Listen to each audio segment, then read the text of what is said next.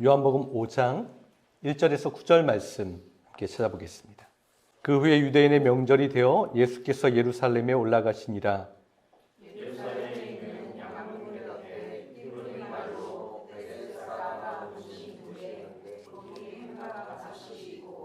그 안에 많은 병자, 맹인, 다리 저는 사람, 혈기 마른 사람들이 누워 물의 움직임을 기다리니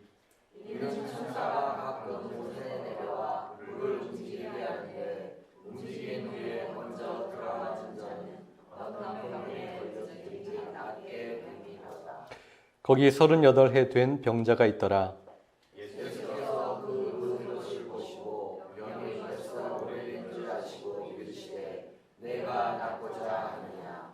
병자가 대답하되 주여 물이 움직일 때에 나를 못에 넣어주는 사람이 없어 내가 가는 동안에 다른 사람이 먼저 내려가나이다.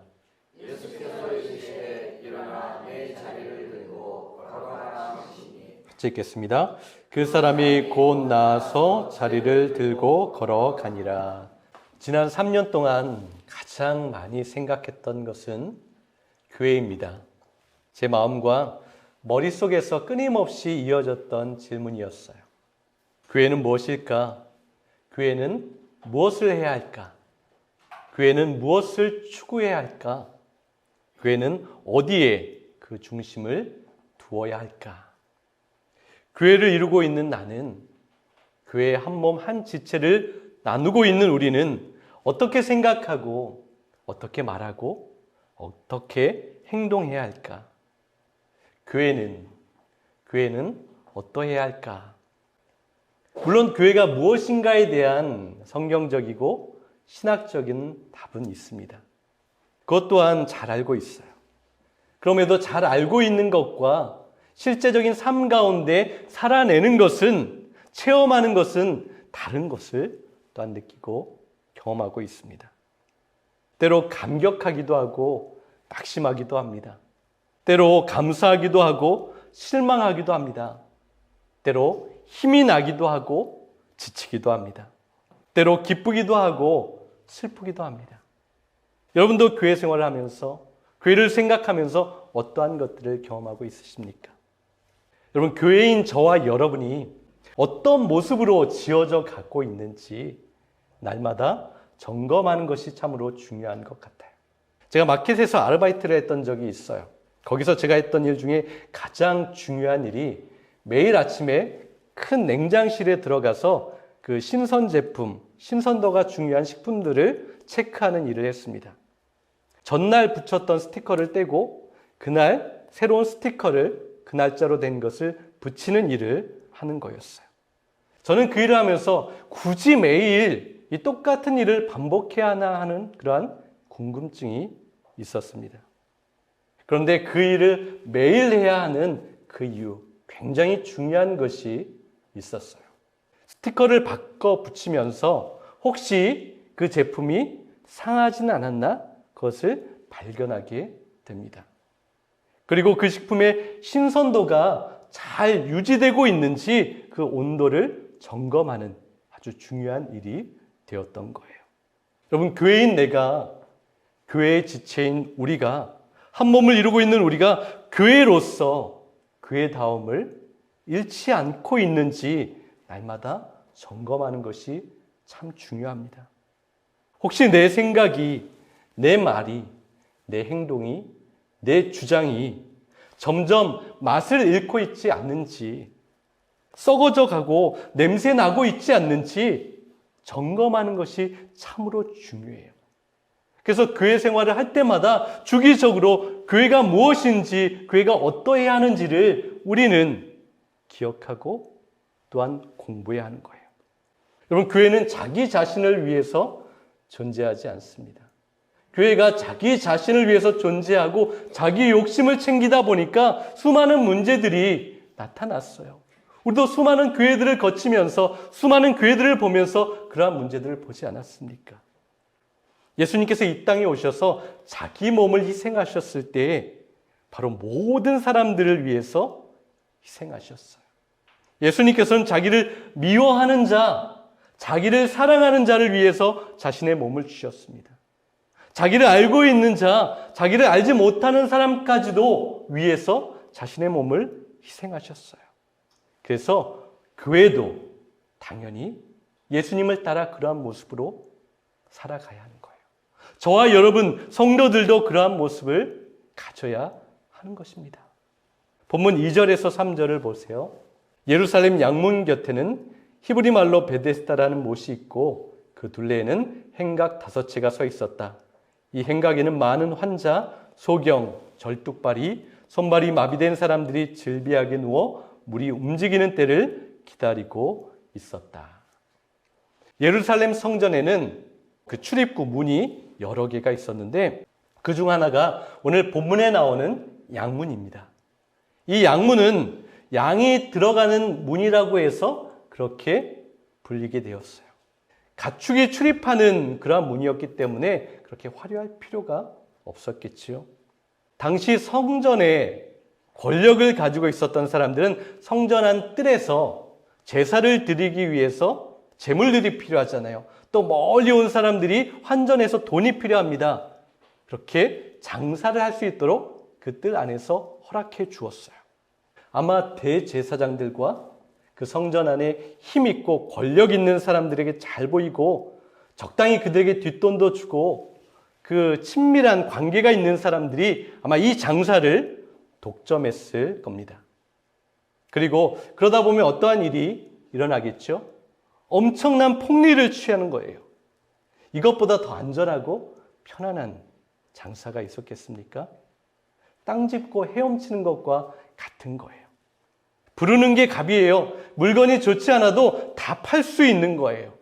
그것을 허락해 준 종교인들은 수수료를 많이 챙기게 되었을 겁니다. 이것은 종교를 장사로 만들어서 자신의 권력을 유지하고 자신의 부를 누리는 그런 타락한 종교적인 그런 모습을 보여주었어요. 당시에 모든 종교인들, 모든 사람이 그렇지는 않았겠지만 대부분의 종교인들과 성전에서 권력을 가지고 있었던 사람들은 이러한 모습을 보였습니다. 그리고 그들은 부끄러워할 줄을 몰랐어요. 힘없는 너희들이 뭐 할 건데 비웃으며 그들의 아픔이나 연약함, 슬픔에 대한 연민이 있지 않았습니다. 그래서 예수님께서 성전에 들어가셔서 아주 화를 엄청 내셨던 적이 있어요. 분노하셨습니다. 성전에 들어가셔서 그 장사하는 모습을 보시고 예수님께서 화를 내셨는데 예수님께서 그렇게 분노하신 모습을 찾아볼 수 없어요. 채찍으로 양과 소를 다 쫓아내셨어요. 그리고 돈이 놓여있는, 쌓여있는 그 탁자를 다 뒤집으셨습니다. 호통을 치셨어요. 내 아버지의 집을 장사하는 집으로 만들지 말라라고 울분을 토하셨습니다. 그 장면이 그려져요. 그리고 본문에 나오는 이 양문은 성전세를 내지 않고 들어갈 수 있는 그런 문이었어요. 통로였어요.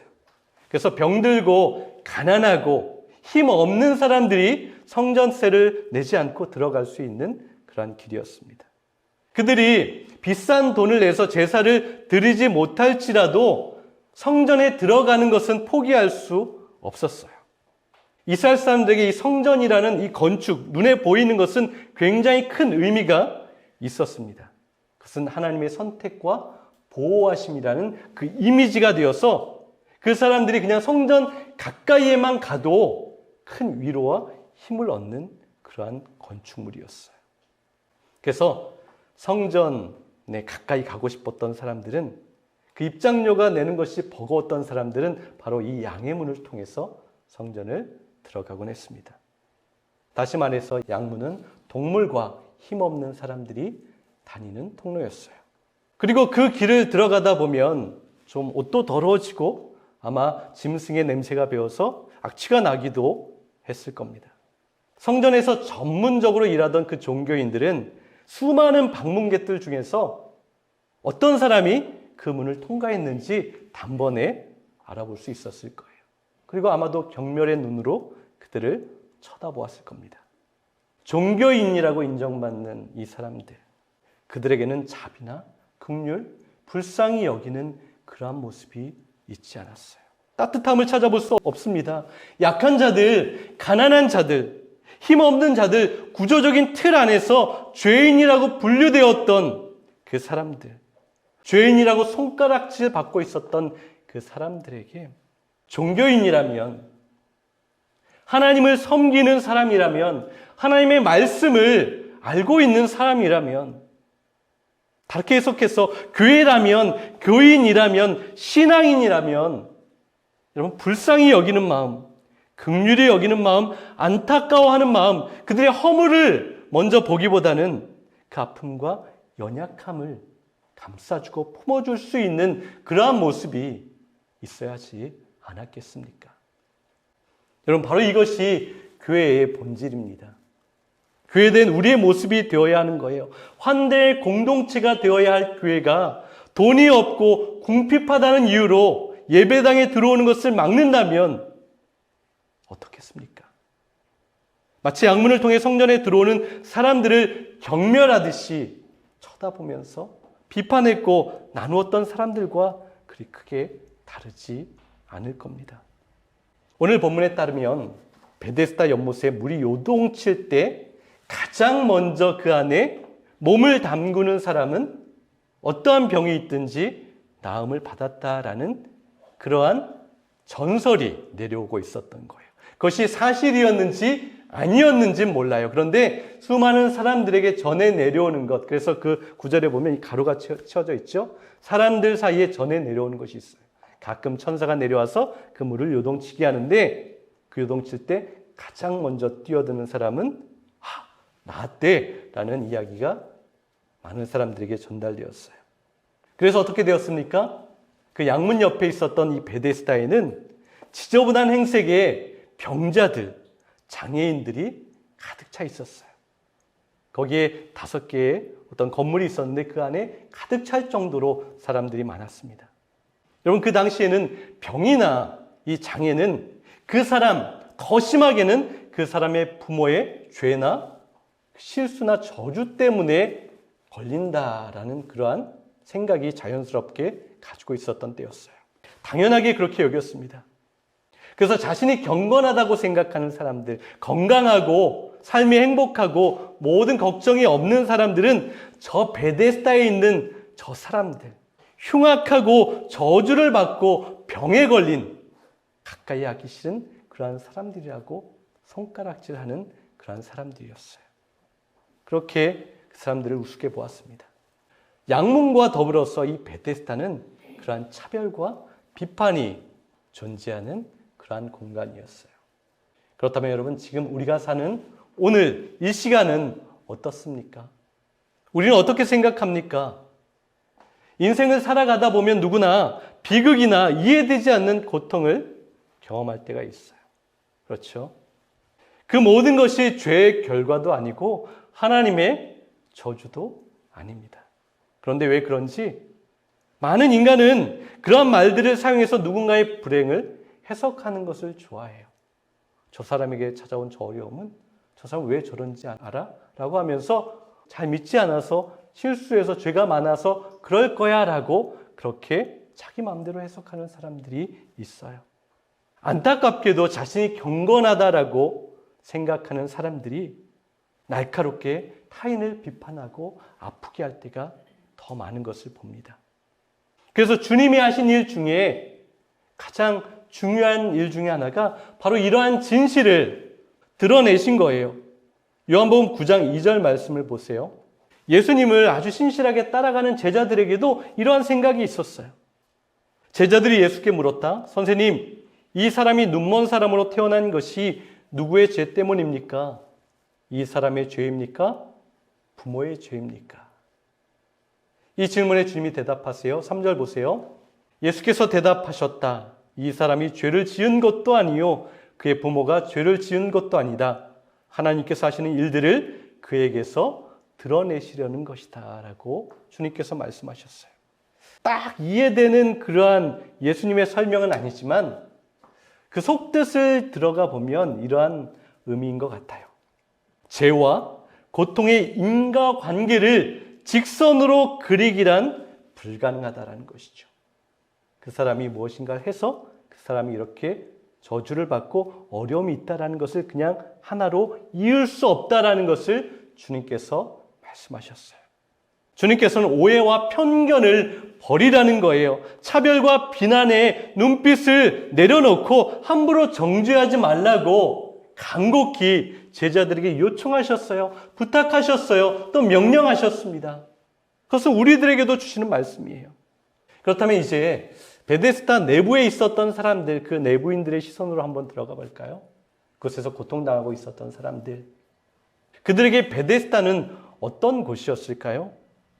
평소에는 서로 돕고 좀 불쌍히 여기는 마음이 있었을 것입니다. 그러한 것을 나누다가도 결정적인 순간이 오면 어떻게 해야 되는 것이죠? 내가 꼭 이겨야 하는 대상이 함께 있는 사람들인 거예요. 내가 저 사람을 이기지 못하면 내가 낫지 못하는 거예요. 내가 저 사람에게 양보하면 나는 기회를 얻지 못하게 되는 그러한 자리인 거예요. 치열하게 경쟁해야 하는 어떻게 보면 끔찍한 장소였습니다. 오늘 본문에서 이런 궁금증이 생기기도 합니다. 그것은 주님께서 거기를 찾아가셔서 단 한 사람만 고쳐주셨어요. 아마도 이 38년 된 병자가 가장 불행한 사람이었을지도 모르겠습니다. 자신의 몸을 가누지도 못하고 38년 동안 돌보는 사람도 없어요. 거기서 도와주는 사람도 없다고 고백하고 있어요.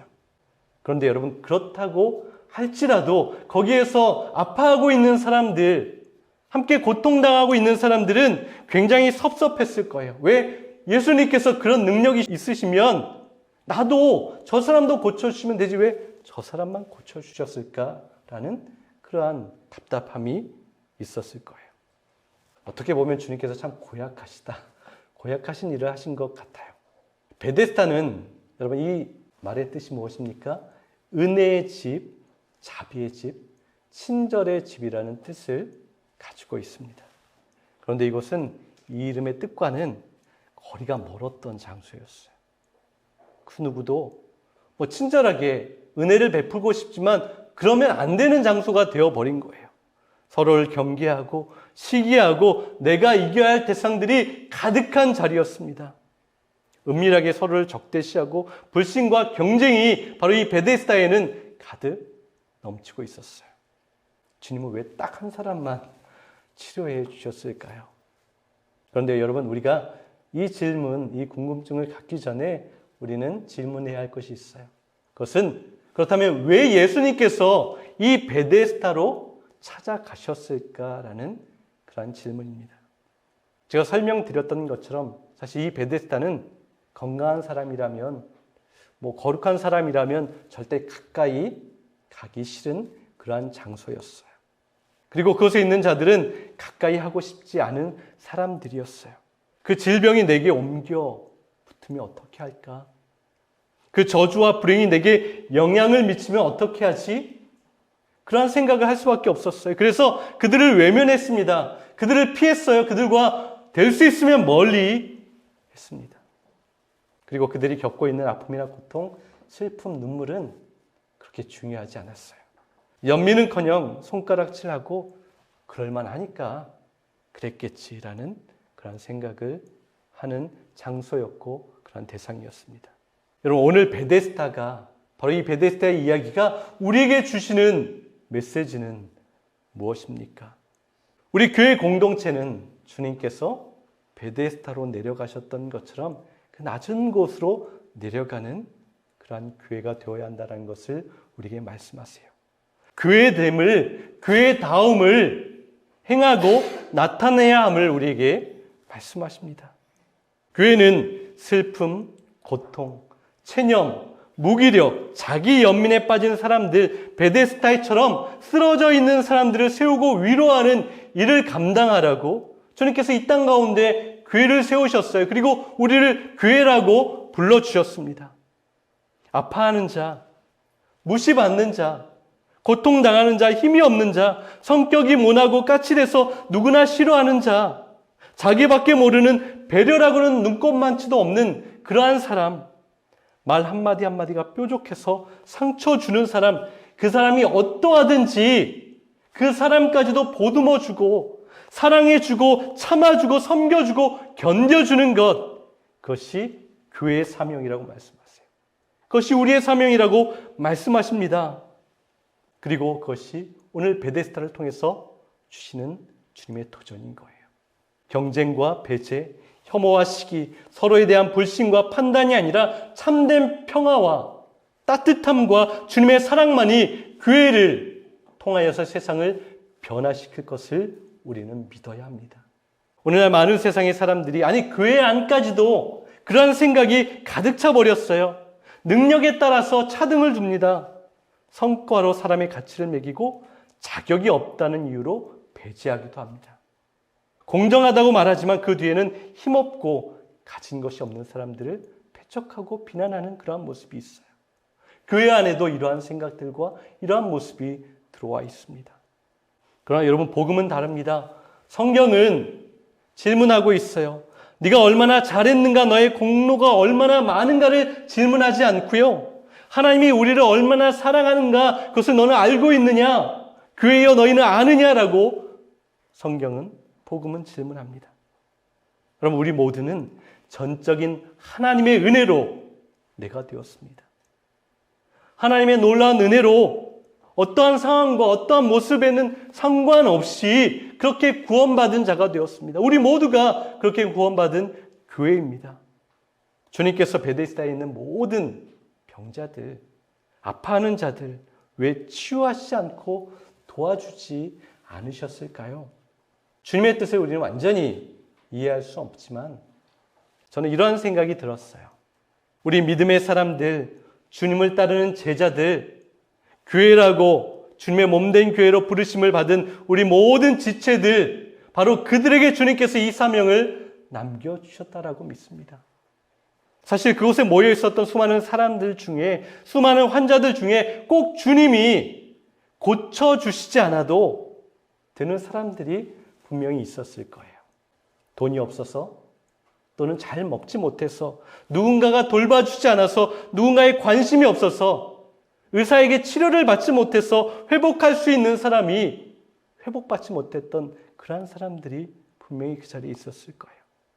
누군가 관심을 갖고 그에게 힘이 되어 주었다면, 도움의 손길을 내밀어 주었다면, 치료비를 도와주었다면, 위로의 따뜻한 한마디를 그에게 말해 주었다면, 그 자리에 함께 앉아서 그들과 마음을 통하고 그들과 대화해 주었다면 그들이 살아나고 회복되는 힘을 얻는 그러한 사람들이 분명히 있었을 거예요. 우리 주님께서 교회된 우리에게 지금 주시는 사명이 바로 그것입니다. 너의 손을 내밀어서 내가 너에게 부탁하고 너에게 명령하는 이 사명을 좀 받으라고 주님께서 우리에게 말씀하십니다. 여러분, 교회는 그래서 베데스다가 되어야 합니다. 교회는 은혜와 자비가 넘치는 집이 되어야 합니다. 교회는 친절과 사랑과 이해와 공감이 넘치는 곳이 되어야 합니다. 그리고 내가 바로 교회이지요. 우리가 주님의 몸된 지체로서 교회가 되었어요. 그렇다면 지체로 부름받은 우리 빛의 교회가 내가 자비의 사람으로 살아가야 합니다. 내가 은혜의 사람으로 살아가야 합니다. 내가 친절의 사람으로 살아가야 합니다. 사랑하는 여러분, 주의 교회로 부르심을 받은 우리가 그 부르심에 합당한 모습으로 하루하루 교회로서 주님의 뜻과 빛을 발하는 그러한 모습으로 살아낼 수 있기를 간절히 원합니다. 위로가 필요한 자에게 위로하고, 사랑이 필요한 자를 사랑하고, 도움이 필요한 자에게 도울 수 있는, 또한 우는 자와 함께 울고 기뻐하는 자와 함께 기뻐하는 주님의 교회다운, 주님께서 인정하시는 그러한 교회로 살아내는 저와 여러분 될 수 있기를 간절히 소망합니다.